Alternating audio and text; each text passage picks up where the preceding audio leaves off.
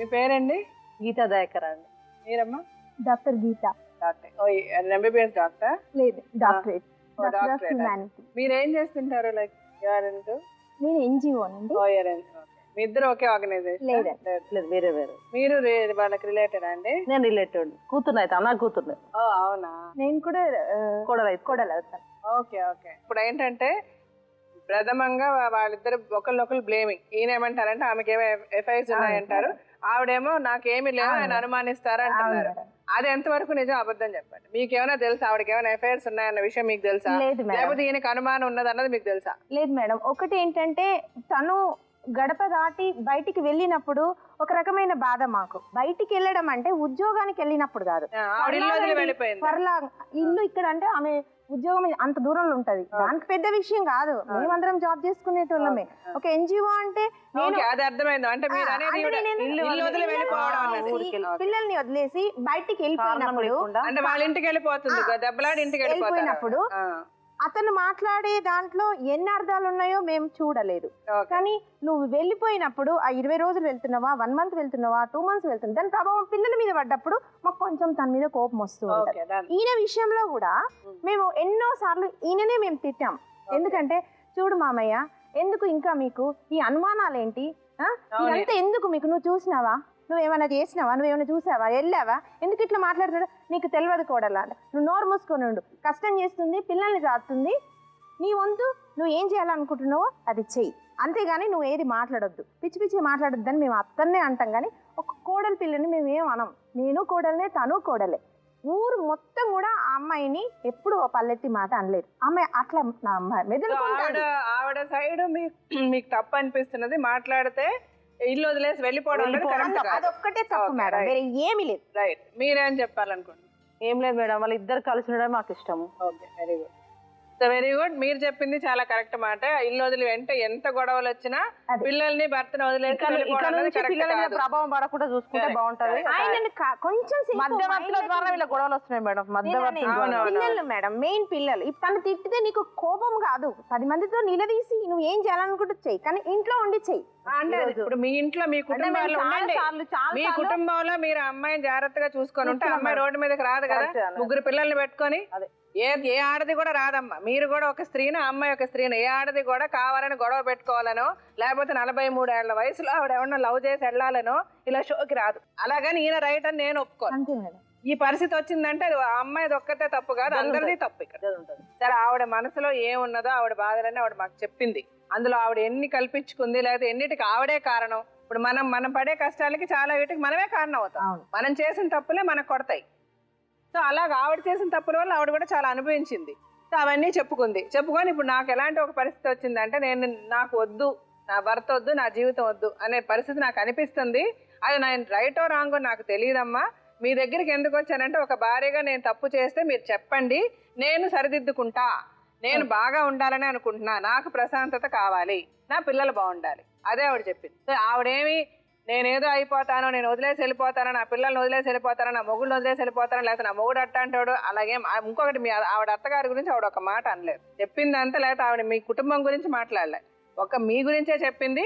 మీ గురించి చెప్పింది కూడా మీకు అనుమానం అన్న విషయం చెప్పింది. ఇప్పుడు మీ అనుమానానికి ఏంటంటే, ఇప్పుడు ఆవిడ అనుకున్నది తప్పులేదు, మీరు అంటున్నది తప్పులేదు. ఆవిడకి ఏదో ఒక ఎఫ్ఐఆర్ ఉండుండొచ్చు, ఆవిడ ఎల్లుండొచ్చు, అది మీరు మనసులో పెట్టుకొని దాన్నే ప్రతిసారి మీరు అని ఉండొచ్చు. అది మానవ నేచర్. మీరే కాదు, మనిషి అన్నవాడు ఎవడైనా కూడా ఒక తప్పు చేస్తే మనకి తెలుసుది, మళ్ళీ దాన్ని పొడిచి చూపిస్తాం. అది ఎందుకు చేస్తాం మనకే తెలియదు. పరిస్థితులను బట్టి చేస్తాం, కోపం వస్తే మాట్లాడతాం, అది మన కంట్రోల్లో ఉండదు. సో అలాగా మీ ఇద్దరి మధ్య జరిగినవి ఎక్కువ మనస్పర్ధలే కానీ ఏదో పెద్ద భయంకరమైన నేరాలు మీరు ఇద్దరు చేసుకోలేదని నేను నమ్ముతున్నా. మీ ఇద్దరు ఎలా చేస్తే బాగుంటుంది అనేది నేను చెప్పే ముందు ఒకసారి డాక్టర్ గారు, లాయర్ గారు ఏం చెప్తారు వినండి ఒకసారి. 24 సంవత్సరాల పెళ్లి అన్నది ఇదేదో అంటే మనం ఒక్కసారి మళ్ళీ 24 years అంటే అది అంత చిన్నగా చూడటానికి లేదమ్మా. 24 years అంటే ఆఫ్ మ్యారేజ్ అంటే కనుక వీళ్ళిద్దరే 10 మందికి పాఠాలు నేర్పించేటటువంటి వయసు, ఎలా జీవించాలి ఎలా జీవించకూడదు అన్నది. అటువంటి పరిస్థితి కాకుండా ఇక్కడ ఉన్నటువంటిది ఏంటంటే, మీ పిల్లలకే భార్యాభర్తల జీవితం అంటే ఏంటి అన్నది ఒక రాంగ్ ఎగ్జాంపుల్ సెట్ చేశారేమో అని నాకు అనిపిస్తుంది అనమాట. అంటే మీరు ఒక టీచర్గా కానీ లేకపోతే అతను ఊర్లో పెద్ద మనిషిగా కానీ మీ ఇద్దరి మధ్యన ఎటువంటి మనస్పర్ధలన్నా ఉన్నాయండి. కానీ ఎక్కడ కూడా పిల్లల యాంగిల్ అన్నది నా I'm very sorry to say, నాకు 24 years ఆఫ్ మీ మ్యారేజ్లో పిల్లల యాంగిల్ మీరిద్దరు కూడా ఈగోతో పోటీ పడ్డారు.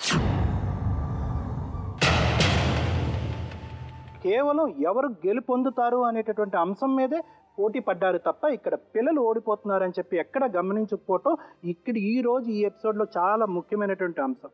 అయితే ఇద్దరు తప్పులు చేశారు, ఇద్దరు మంచి చేశారు. కానీ ఏంటంటే ఆ మంచి అన్నది ఏదైతే ఇద్దరు చేశారో అది ఏంటంటే ఇద్దరిని అర్థం చేసుకోవటానికి ఎక్కడా కూడా ఉపయోగపడలేదు. అంటే మీరు ఏదైనా మంచి చేస్తుంటే కనుక మీ ఇంటి బయట చేస్తుంటారు, కానీ ఆ మంచితనాన్ని ఇంట్లోకి తీసుకొచ్చి ఇద్దరిని అర్థం చేసుకునేటటువంటి ప్రయత్నం చేశారు. సరే, ఇప్పుడు మనకు మంచి ఎంత చేశారు అన్నది ఇంపార్టెంట్ కాదు, కానీ ఏం చెడు చేసుకోవటం వల్ల ఈ పరిస్థితి వచ్చిందన్నది ఒక్కసారి వివరించుకోవాలి. ఇక్కడ కేవలం మేడం ఇందాక రకరకాల అనుమానం అయితే ఇక్కడ కూడా మళ్ళీ 2 కారణాలు మేడం. మళ్ళీ ఇది కూడా ఏంటంటే ఇన్ఫీరియారిటీ అండ్ సుపీరియారిటీ కాంప్లెక్స్. ఇది ఎందుకు నేను అంటున్నా అంటే కనుక 24 సంవత్సరాల బ్యాక్ ఒక్కసారి మనం రివైండ్ చేసుకుని ఒకసారి చూసుకుంటే కనుక వీళ్ళిద్దరి మధ్యన చాలా వ్యత్యాసం అన్నది, చాలా డిఫరెన్సెస్ అన్నది కనిపిస్తూ ఉంటుంది. నైట్ అందరినీ ఒక రూమ్ తీసి పెట్టారనమాట. అక్కడ నేను అందులోనే ఉంటున్నా. అతను ఏం చేశాడంటే అందరినీ సినిమాకి పంపించేశాడు.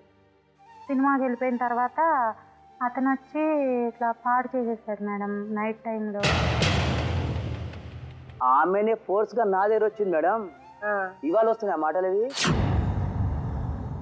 మీరు సీరియస్ గా మొహం పెట్టి ఇక్కడ ఎవరు భయపడడానికి ఇక్కడ ఎవరు లేరు. తప్పు చేస్తే తప్పు చేసి మాట్లాడండి. మగాడైతే మగాళ్ళ మాట్లాడు కూర్చొని. నువ్వు అమ్మాయిని చిన్నపిల్లని నేను ప్రేమిస్తున్నానని చెప్పి నువ్వు అమ్మాయిని ఏమార్చావు. మా అందరినీ మగ పిల్లలందరినీ కూర్చోబెట్టుకొని కుర్రోళ్ళు తనకి టైం పాస్ అవ్వక అందరినీ కూర్చోబెట్టుకొని వీళ్ళ చెల్లికి ఎయిడ్స్ ఉందండి, వీళ్ళ అన్నయ్య ఒకదాన్ని తీసుకొని వెళ్ళిపోయాడండి, దీనికి అమ్మ నాన్న ఎవరు లేరండి, నేనే గతండి దీనికనని హాస్టల్ పిల్లలందరికీ చెప్పి హేళన చేసి నవ్వేవాడు మేడం. అక్కడ తను బొంబాయి నుంచి అమ్మాయిలను తెచ్చుకునేవాడు మేడం.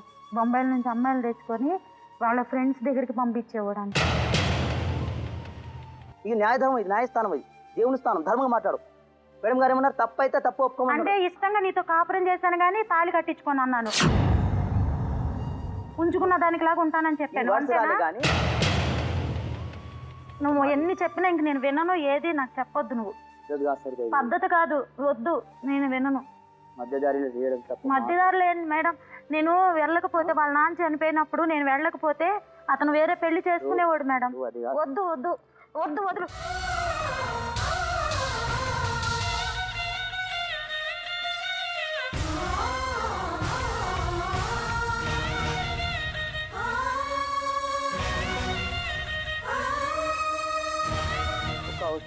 నేను ఇవ్వను.